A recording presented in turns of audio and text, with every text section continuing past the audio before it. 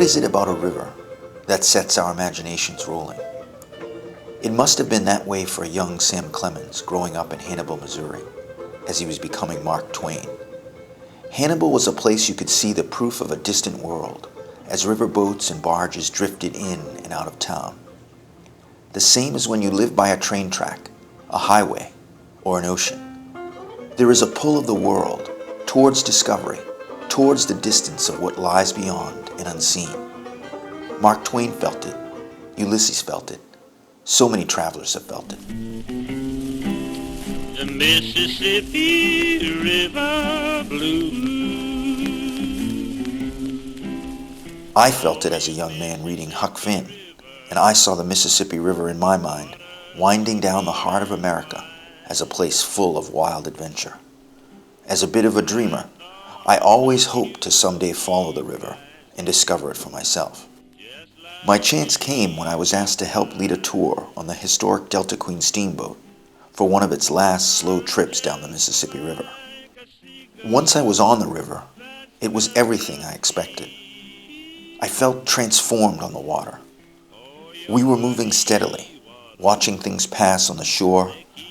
We saw the longing on the faces at the docks. We were special. We were a part of the past, but apart from the world. It was summertime, July, and it was warm. Warm enough that you could sit on the top deck in the sun during the day, and then watch the sunset seep into the wide river's horizons, and watch the stars long into the evening. Our journey would take us down the river from St. Paul to St. Louis, with stops in Iowa, Illinois, and Missouri. On the next to last day, we would stop at Hannibal, Missouri, where Mark Twain grew up and considered home. Mark Twain wrote, "It is strange how little has been written about the upper Mississippi. The river below St. Louis has been described time and again, and it is the least interesting part.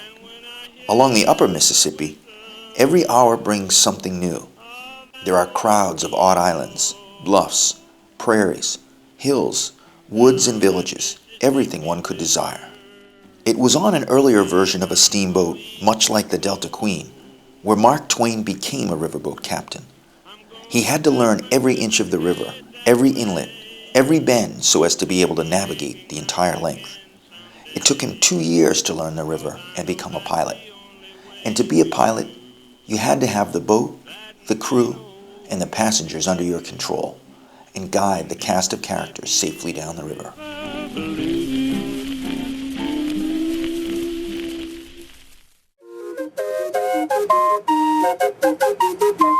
The Delta Queen was one of the last paddle wheel steamboats to run the river.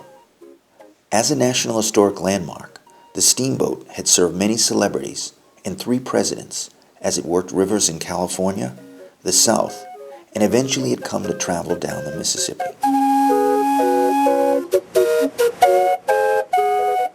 Each time the boat left the shore, there was a tradition of playing the steam calliope.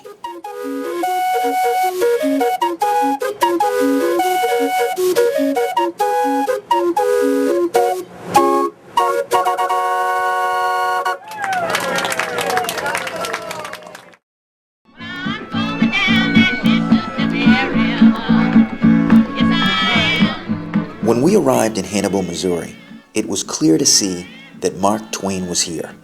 Mark Twain was a genius and a promoter of the ideal of the American individual, and it made perfect sense to me that in the place where he was from, everything should promote him.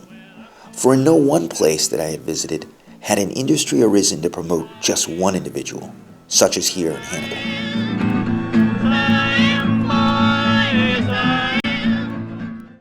Leaving Hannibal, we neared the inevitable end of our journey.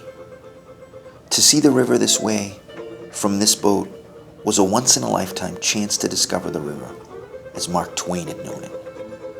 To see the people on the shore and wave goodbye, and watch them slowly disappear, reminded me of the Kerouac quote of driving away from people on the highway and watching them become specks in the distance, and then suddenly, it's goodbye. It's that way on the river too, just slower and longer, but at some point the river just keeps rolling on, and like life, No matter what happens, you need to look ahead, see what's coming, and discover the next adventure.